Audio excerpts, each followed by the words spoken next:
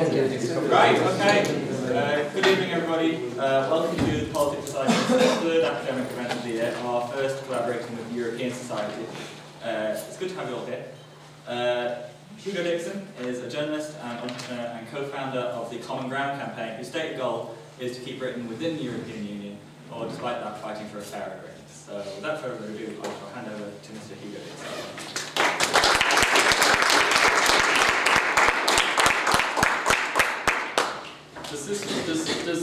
Does this work? Is that good? Not necessary, perhaps. Anyway, but then it's lovely to be here. Actually, this is my, I think, second address to at Warwick within 12 months. I was here for a debate during the referendum, which I was delighted to have won hands down against Toby Young. I think it was about.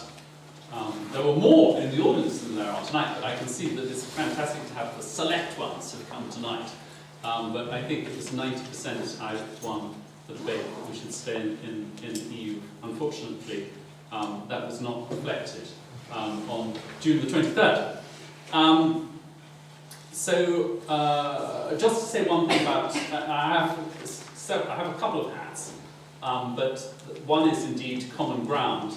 And our stated goal isn't quite the way that you put it. Our stated goal is to pull Britain together when other forces are tearing it apart. We're fighting for a fair and open society and honest politics. We are formed by a group of people who want to stay in the EU. Our current priority is to stop a destructive Brexit. Okay? So that's the what it's worth. But we haven't, although we are fighting a destructive Brexit, I have not given up hope of stopping Brexit completely. But that is not where we are focusing our energy at the moment, and I will explain a little bit of that as I go on. Second thing to say is that I have another hat, which is called In Facts. Which is a journalistic website that we set up for the referendum, but have continued with it afterwards, and that's closer to actually what you're saying, that is making the fact-based case for us to stay in the EU. That is just focused on the EU, and failing that for close relations between Britain and the European Union.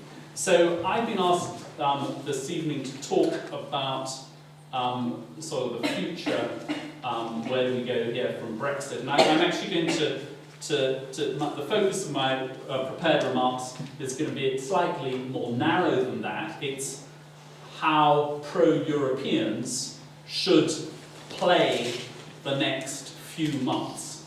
So it's really focused on what, and actually, but let me stop for a second. Can I have a show of hands of those? Can you put up your hand if you voted in the referendum? Okay, that's a very large number, but not everybody. And of those who, can I have another show of hands? This is not asking how you did vote, but would you, if it was possible today, for Britain to stay in the EU, would you like it or not? Put up your hands if you'd like to stay, if it was possible. If you'd like to stay in the EU, put your hands up. And put your hands up if you would not like Britain to stay in the EU. Okay, so we've got 3 people who wouldn't. We've got almost everybody else who would. And I think some other people. Put up your hand if you hadn't put up your hand in one of those other 2 situations. Okay, you've got about 4 or 5, 6, 7, yeah, 6 or 7. Right, okay, so that's good to know where. Anyway, so those of you who do not want Britain to stay in the EU will perhaps not agree with where I'm coming from. This is my remarks are mainly addressed to what I will call pro-Europeans. But let me ask another question. Does anyone in this room want a destructive Brexit? Good. So at least maybe I'm going to be able to have some relevance for those people. So, first thing I wanted to say is that as of about mid-end of September, right at the end of September, the mood among Europeans in Britain, pro-Europeans in Britain, was, I think, pretty despondent. You had the shock of the June the 23rd result. Many pro-Europeans were not expecting it. I thought there was quite a reasonable chance we'd lose, but I wasn't expecting it, and I thought it was more likely that we'd win than we'd lose.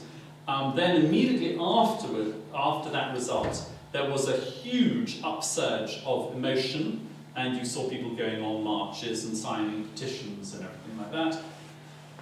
And then as we entered mid-July and then August and the summer, people, I think, went through their various mourning processes and became more despairing and despondent.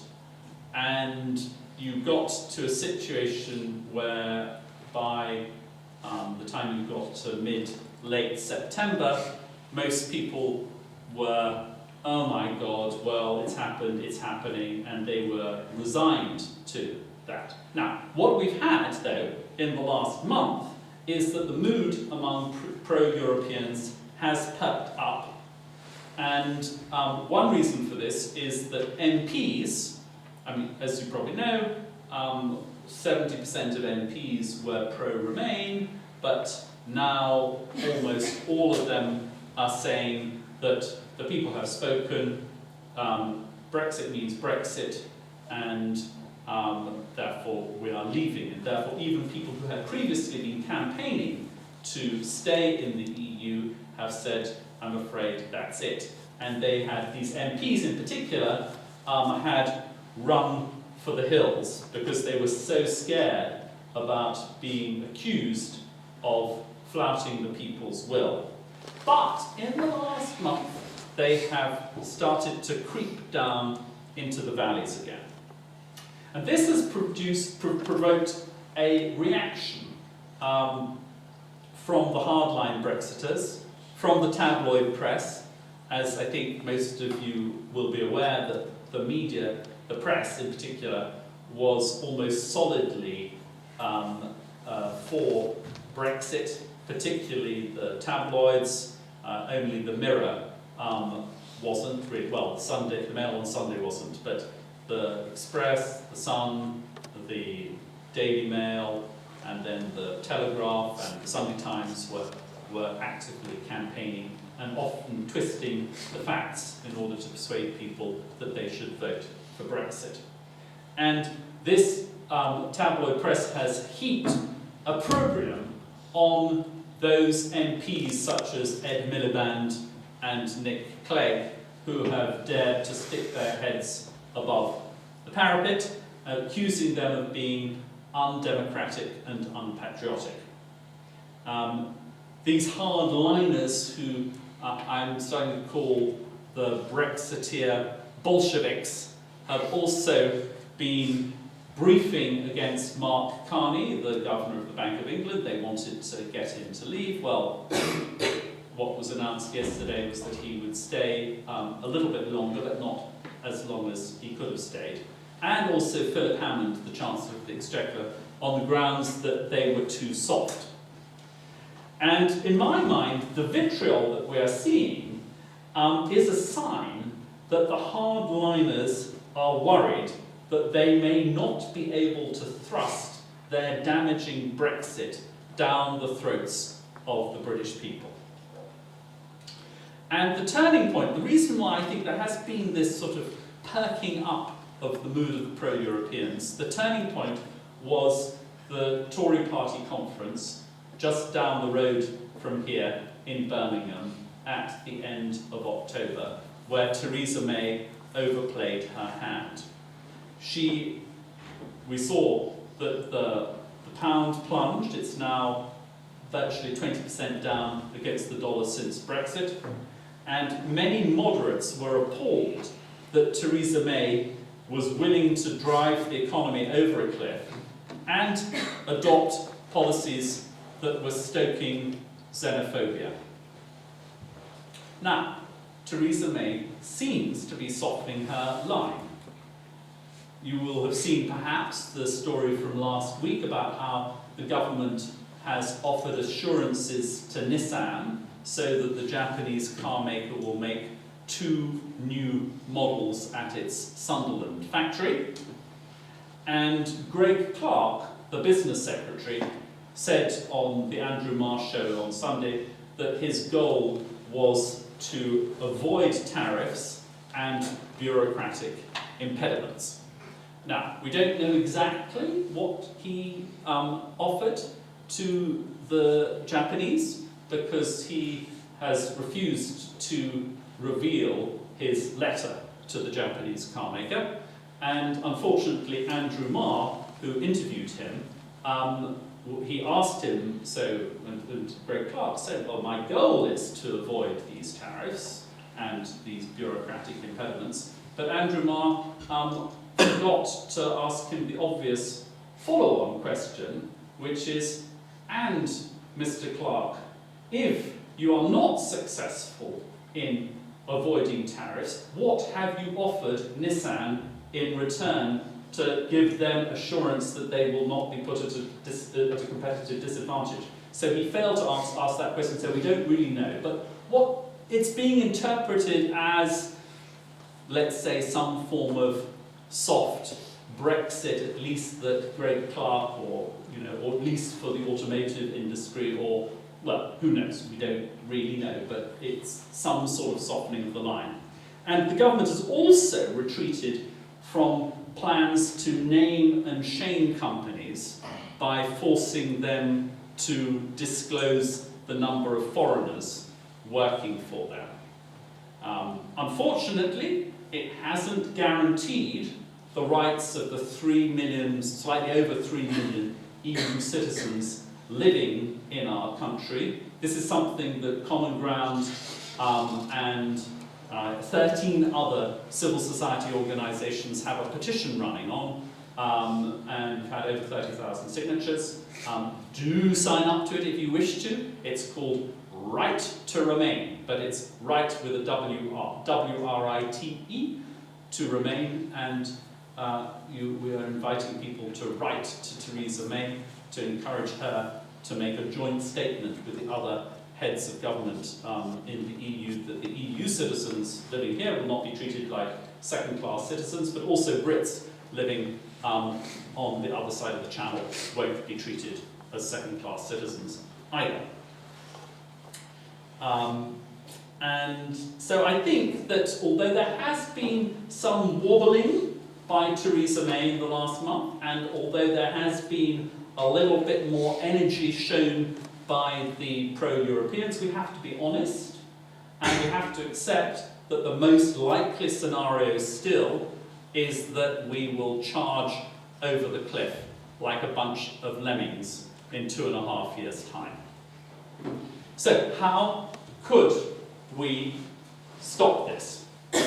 Well, first, we must appreciate that although few MPs are willing to say that they want to stay in the EU, there is a huge potential coalition that is willing to fight against a destructive Brexit. As we saw, no one in this room wants a destructive Brexit, and this is something I think that in Parliament you can get agreement on from even people in the cabinet like Philip Hammond, through to Conservatives like George Osborne, the former Chancellor, through obviously the Scottish Nationalists, the Lib Dems, one Green MP, all the way through, I think, virtually the whole of the Labour Party, including Jeremy Corbyn.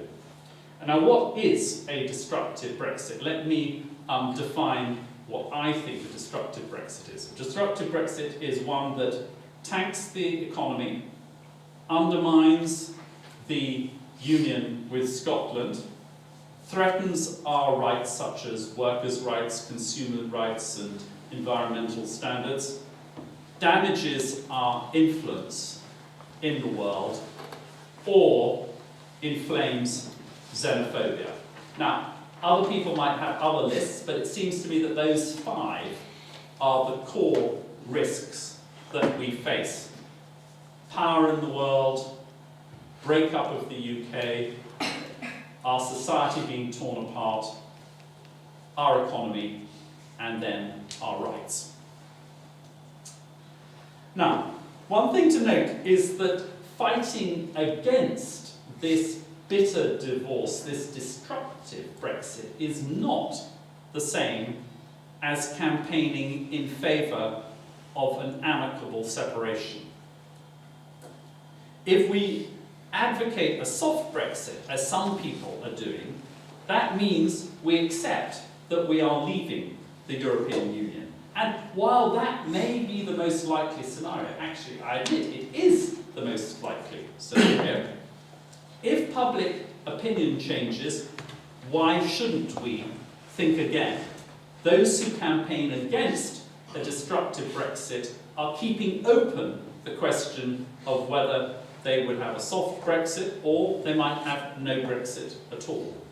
And my view is that the other thing is that if you campaign for a soft Brexit, you are drawn almost inevitably into making specific proposals on matters such as how to balance access to the single market, the EU single market, which is responsible for almost half our trade, and free movement of people. It's not our job to work through these complex balancing questions. That's Theresa May's job.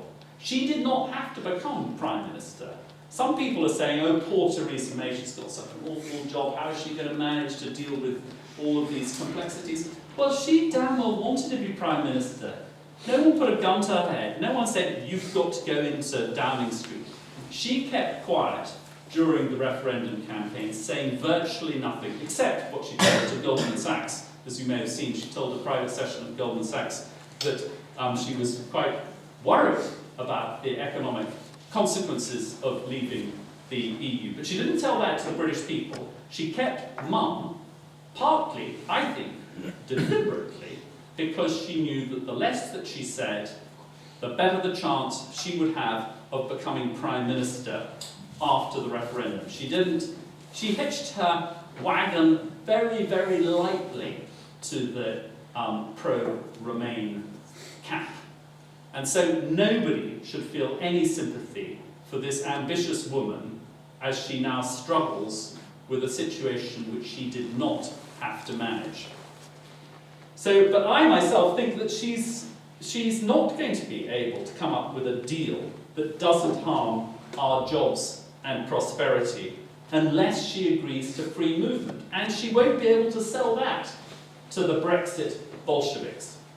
I can't see either how she'll prevent the economy falling off a cliff at the end of the 2-year Article 50 process. Now, I don't know how many of you are, who knows, put your hands up if you know what Article 50 is. Okay, everybody, so everybody's pretty knowledgeable. But Article 50 basically is the article in the EU treaties that provides for a country that wants to leave the EU.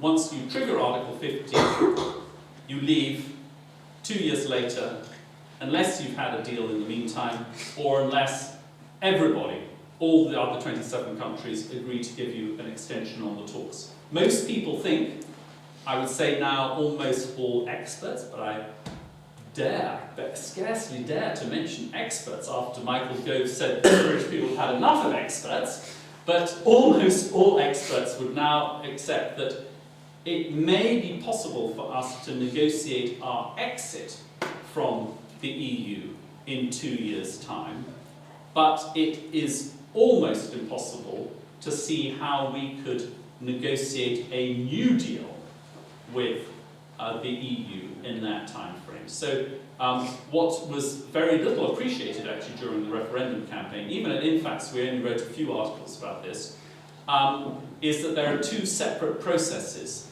There's the disengagement, which is really dealing with all the sort of finances, who owes what to who, how do we deal with the pensions of the civil servants, etc., etc., how do we deal with the art collection, how do we deal with future liabilities, blah, blah, blah. But then the question is, what future relationship do we want with this European Union, which is responsible for half of our trade? And that involves cutting some sort of new trade arrangement. And the current view among experts is that it's perhaps going to take, let's say, another 5 to 10 years. So the question is, how do you avoid, at the end of 2 years, falling off a cliff into what's known as the WTO, the World Trade Organization rules? It's not completely into no trade, of course, but it is quite a significant drop in trade. The National Institute of Economic and Social Research has a report out tomorrow, which I think says that that falling off a cliff scenario would mean losing around 60% of our trade in services with the European Union, and I think about half of our trade in goods.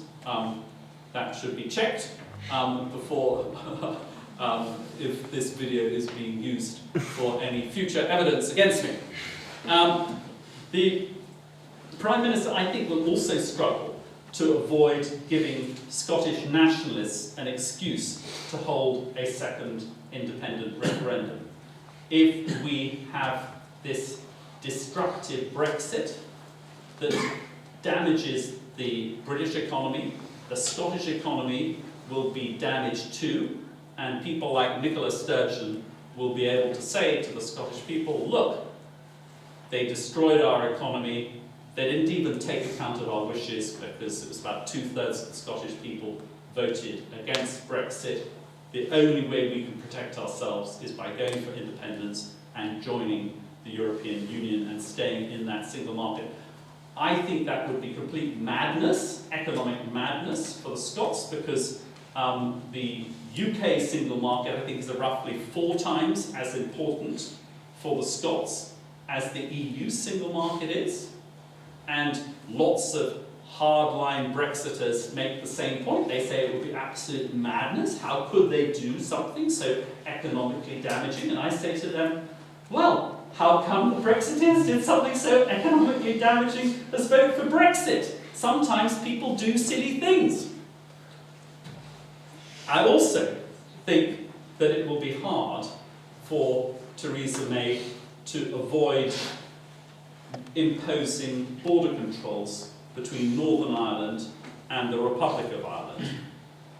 This is an issue that didn't get so much attention in the referendum campaign, but if you think about it, and you think that Theresa May seems to want to stop the free movement of people, how is she going to do that exactly?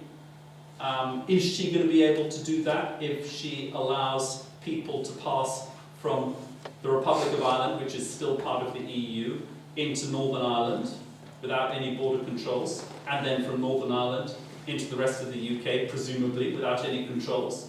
Well, there are potentially some workarounds. But then what about goods?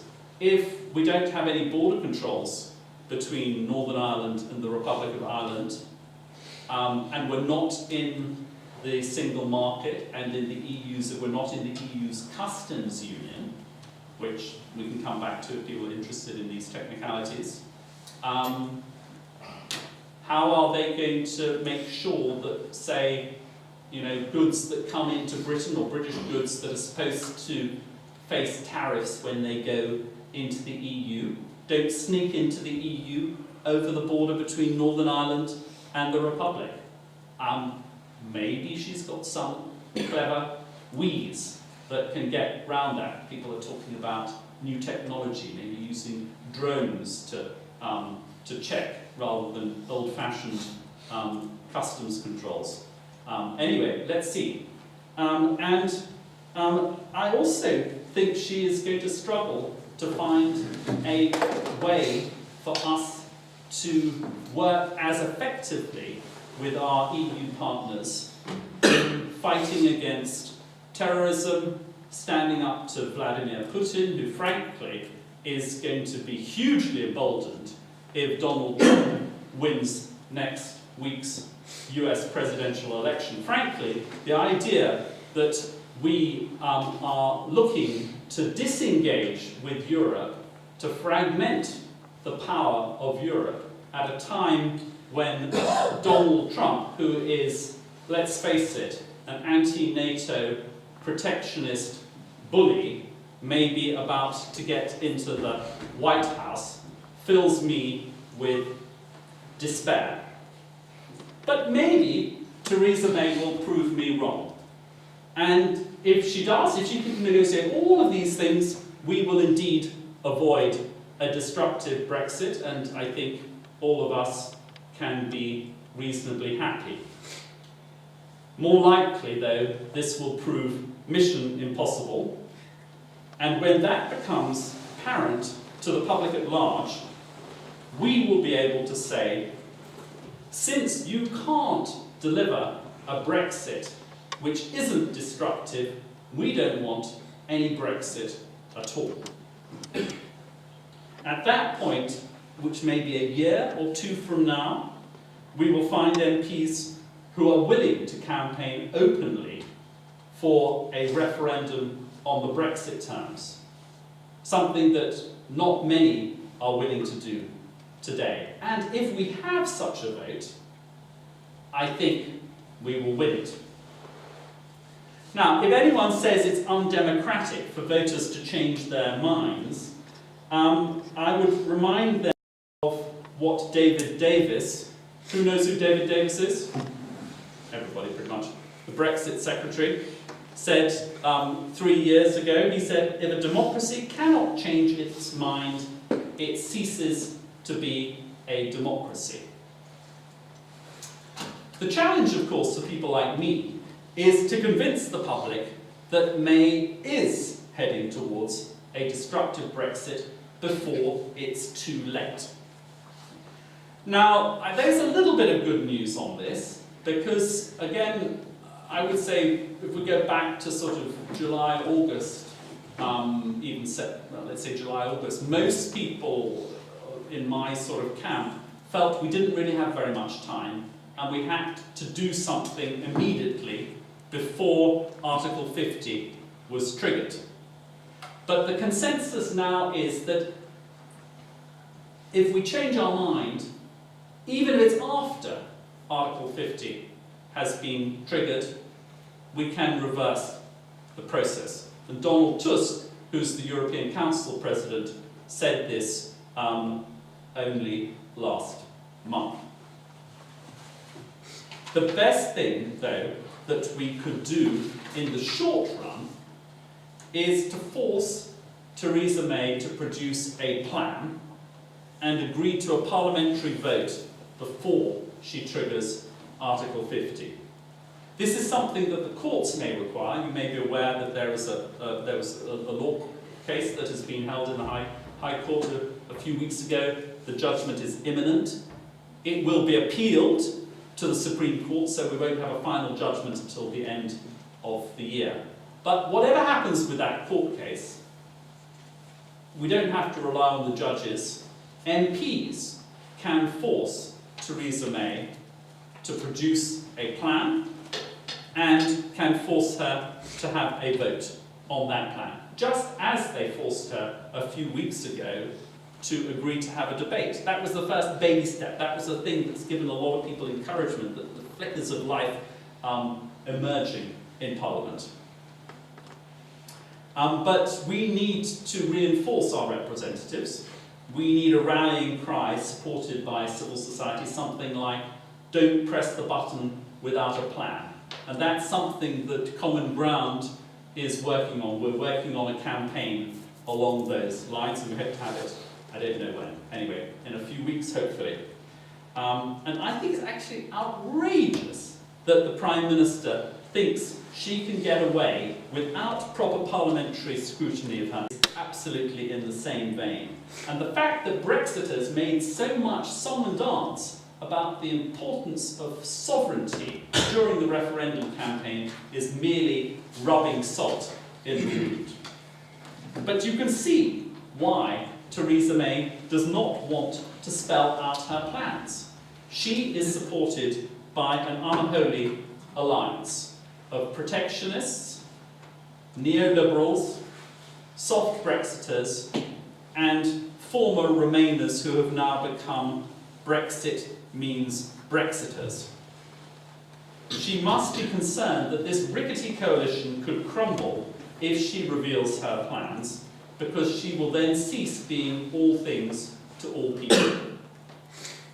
If we are successful in extracting a plan from her, we shouldn't, of course, expect MPs to vote against triggering Article 50.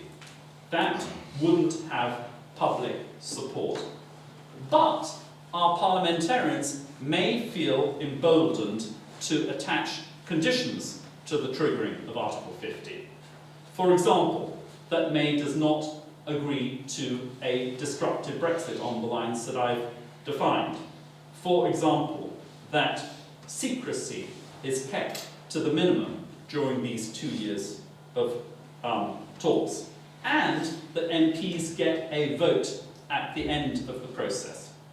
Now, ideally, the MPs would also insist that any final deal is put to the British people in a referendum to check that once they know what Brexit means, they really want Brexit. But that, I think, is probably at this stage a step too far. However, if MPs do manage to put Theresa May under pressure, she may conclude that the best way out for her is to call an early election. She has been saying there won't be any early election, it's a 5-year deal, we have these 5-year fixed-term parliaments, next election is in 2020. She repeated that in Birmingham at her Tory party conference, so she would have to eat her words. It's also quite difficult under the 5-year system to have early elections, although she could probably find some way around that. And given the weakness of the Labour Party and the Liberal Democrats, and frankly all of the opposition apart from the Scottish Nationalists, the Tories might win a landslide and would then be free to ram whatever Brexit they wanted down the people's throats, even if they had only, I don't know, less than 40% of the vote, which is, as you know, they got, I think it was who knows what they got at the last 35? Something like that, 35, roughly, anyway. And they still got a majority, an overall majority with that. So if they got maybe 37 or 38, I don't know what the current polls are, something like that, that would be probably a landslide. It's therefore important that we prepare for a snap election. And the best chance pro-Europeans have to win such a vote is by clubbing together rather than fighting one another.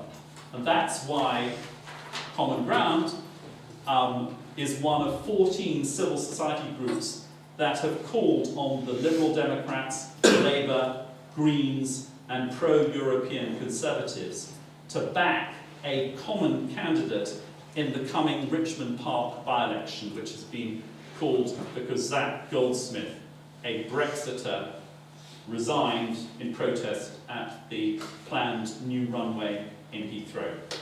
And we think that a common candidate should be chosen by a primary in which residents of Richmond Park would have a vote. We will have a better chance of defeating Zach Goldsmith if we join forces than if the pro-European vote is split several ways. The Brexit vote isn't being split at all. The Tories, although Zach Goldsmith is officially an independent, the Tories aren't standing against him. And UKIP isn't standing against him either. They have backed Goldsmith. So you have got the Brexiters have got a common candidate, but the pro-Europeans are sadly divided. And what's true in a single by-election is even more important if you fast forward to a snap general election. I could imagine a situation in such an election where UKIP might well give certain Tory candidates a free pass in certain parts of the country in order to maximise the chance of a destructive Brexit. It's therefore vital that the pro-Europeans find a way of coming together and that the politicians in these parties look beyond their party interest to the national interest. So, yes, pro-Europeans do have reason to feel slightly more cheerful than a month ago, but we are fighting an uphill battle. We will need all our ingenuity, grit, and determination to stop a destructive Brexit. Thank you.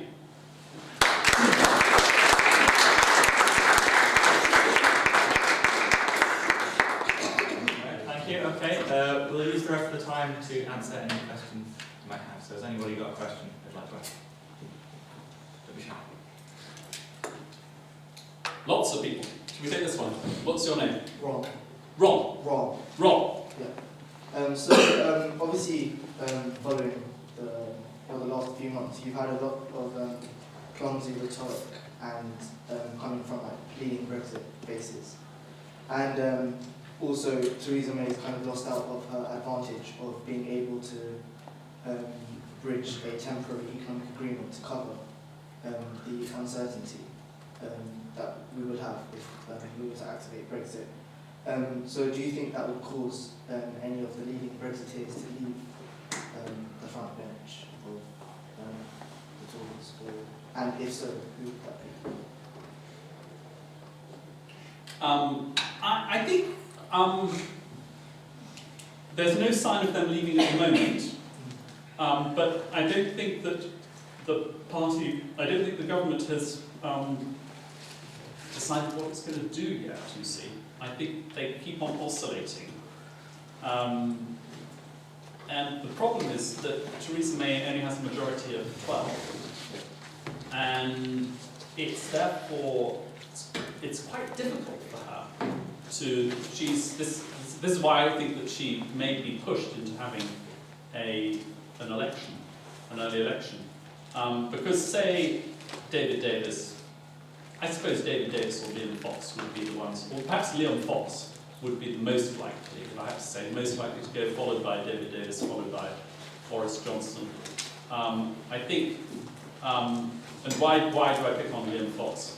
I think because one of the things that is being debated is this whole question of the customs union. And most people, I don't know, well, most people don't know, I mean, I think most of the British public probably don't know, I think a lot of people don't know what single market is, and I think even fewer people know what a customs union is, and they're actually different. And the customs union is basically allows for trade in goods without any tariff barriers, basically, and without any customs checks either. So now there are people in the government who are saying we shouldn't leave the EU's customs union, but the problem is if we don't leave the customs union, we have to follow the EU's trade policy on cutting deals with other countries around the world. We can't have different tariffs, at least as far as goods is concerned. It's slightly more complicated. It's not the case with services. But still, as far as goods are concerned, we have to follow that. Now, the problem then is that what would Liam Fox be doing? Because Liam Fox is the International Trade Secretary, and there wouldn't be much of a job for him. So that's why he might resign. However, if he resigns, the hardline Brexit MPs, Conservative MPs, would go ballistic, and Theresa May's majority would be threatened. On the other hand, as I said earlier, the hardliners have been briefing against Philip Hammond because they think he's too soft, because he doesn't want to damage the economy. He said British people didn't vote to become poorer or something like that. and he doesn't want to support something that would make the British people become poorer, and therefore he's pushing things like, well, we don't quite know what he's pushing, but maybe things like, you know, as close to the single market, possibly the customs union, etc. But it's difficult to get rid of him too, because there are, you know, pro-Europeans still in the Conservative Party who would be aghast if he left. So this is why it's a very, very unhappy coalition. And the first negotiation that Theresa May has to complete, even before she goes and tries to negotiate with 27 other countries, is the negotiation within her cabinet. We have other questions, I think. Yes? You spoke about how... Can you say who you are? I'm Andre. Andre, hi. You spoke about how Theresa May and her government should negotiate for a soft Brexit. But do you think that the EU body would agree to a soft Brexit, or do you think they would adopt a hard-line approach? I didn't say Theresa May's government should negotiate for a soft Brexit. I said that pro-Europeans like me should be campaigning against a destructive Brexit, and I said that that was different from campaigning for a soft Brexit. Okay, sorry. But let me just say, if Theresa May wanted a soft Brexit, I suppose your question is, could she get it? Yes. And I think she could. But I don't think she could then sell that to the Conservative Party. So what would be the soft Brexit that she could get? I think she could probably get membership of the single market and membership of the customs union. So that would mean there wouldn't be very much impact on our trade. But she would have to give three things.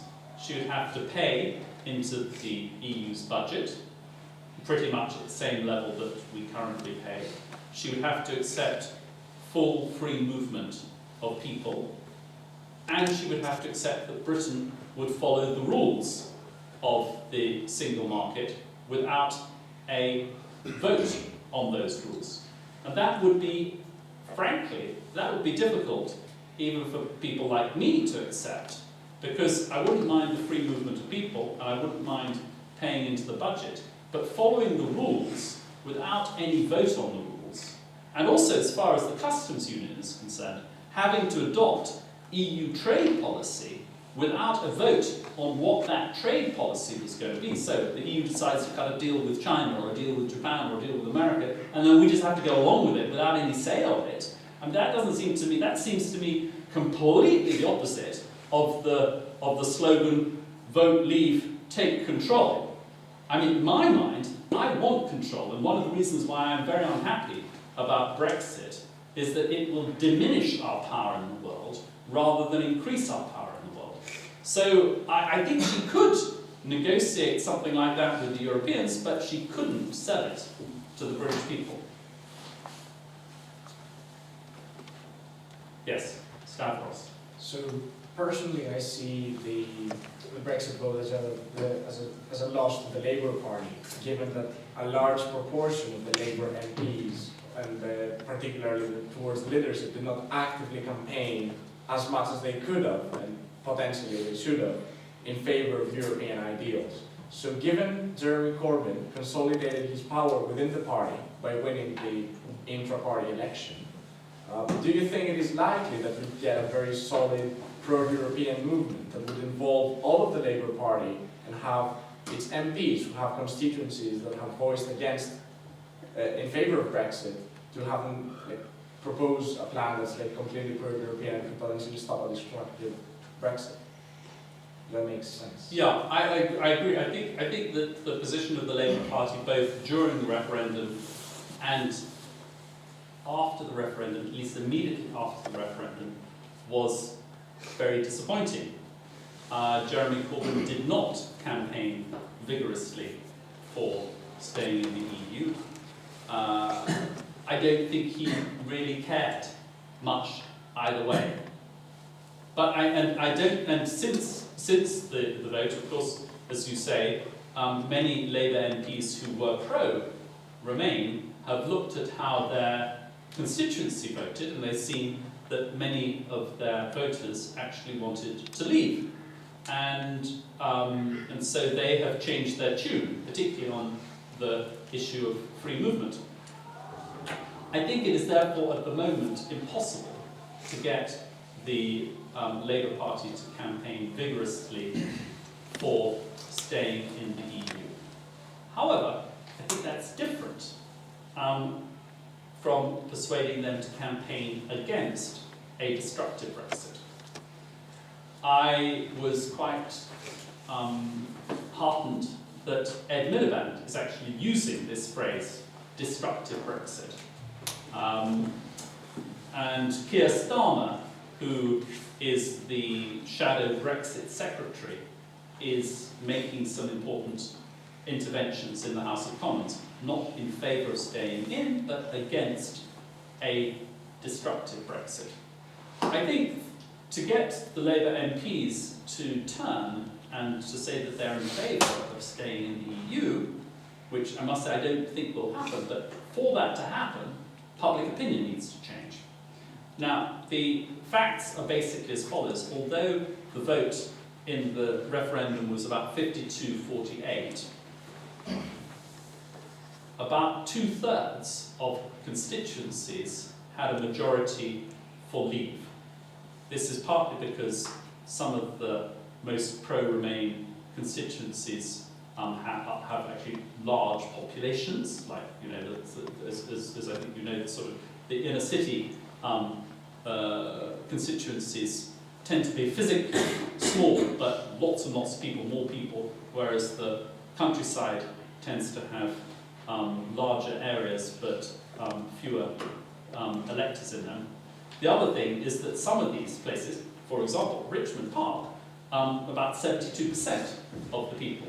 So there were quite a lot of constituencies where you were racking up big majorities for Remain, but there were also large numbers of constituencies which have small to medium majorities for Leave.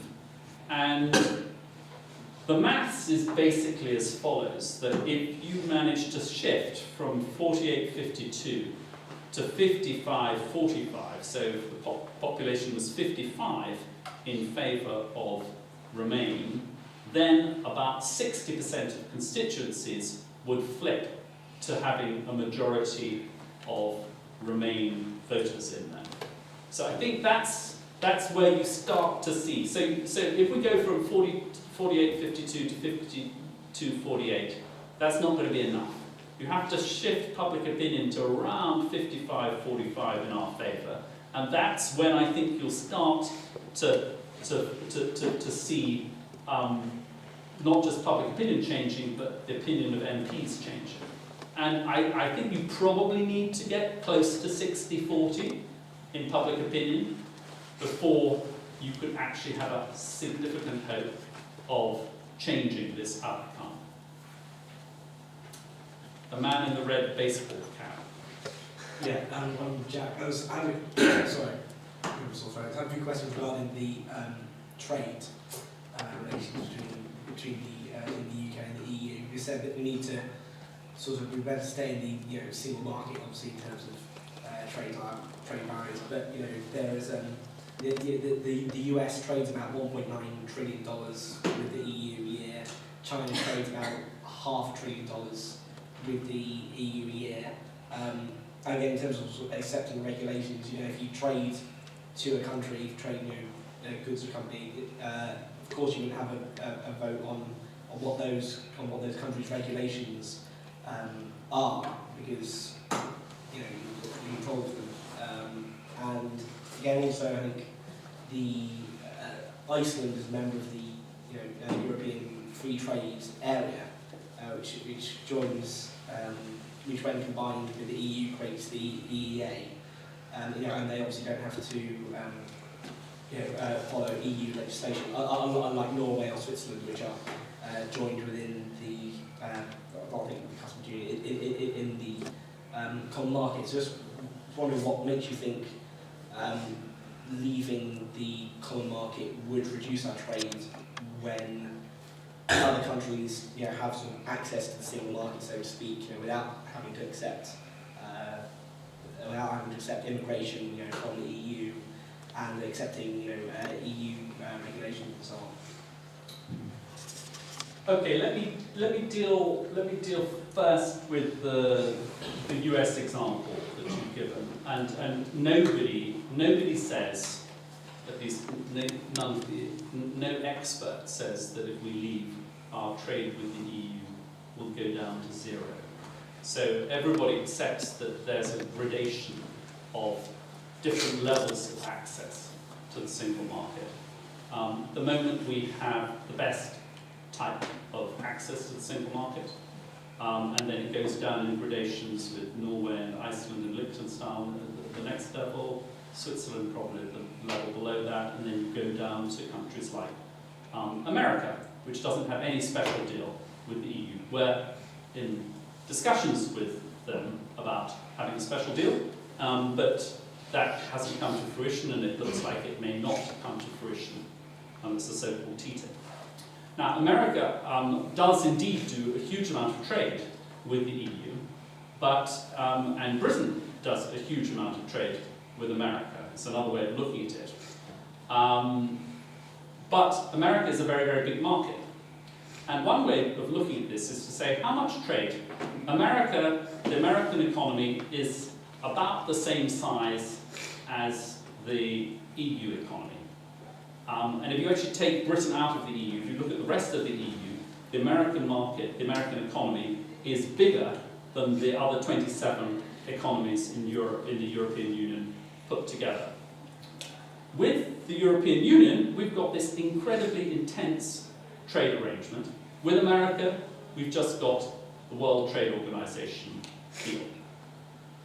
We still do a lot of trade with America, but if you thought that the trade arrangement we had with the EU was immaterial, unless you thought there were other factors, and there are other factors, such as proximity, you would expect us to be doing more trade with America than we are doing with the EU. In fact, we're doing 4 times as much trade with the EU as we're doing with America. What that tells me is that the amount of trade we do with the EU depends on the fact that we have an intense trade relationship with the EU. Second thing I would say is to come on to, and this is presumably what's behind the National Institute of Economic and Social Research, which is coming out tomorrow, saying they're not predicting that trade with the EU falls by 75%, which is what one would do if one was just taking a straight read across from America and one thought that geography didn't matter at all. They're talking about 60% or 56% for services and 50% for, I think, for goods. Then we can look at Iceland. Iceland actually is in the same bucket as Norway. It's Switzerland, which is in the sort of the different category. Iceland is in what's called the European Economic Area. But all of them, Iceland, Norway, and Switzerland, have to agree to free movement of people to get the access that they want. They also all pay money to the EU, and they also, to varying degrees, have to follow the rules of the EU market without having a vote on those rules.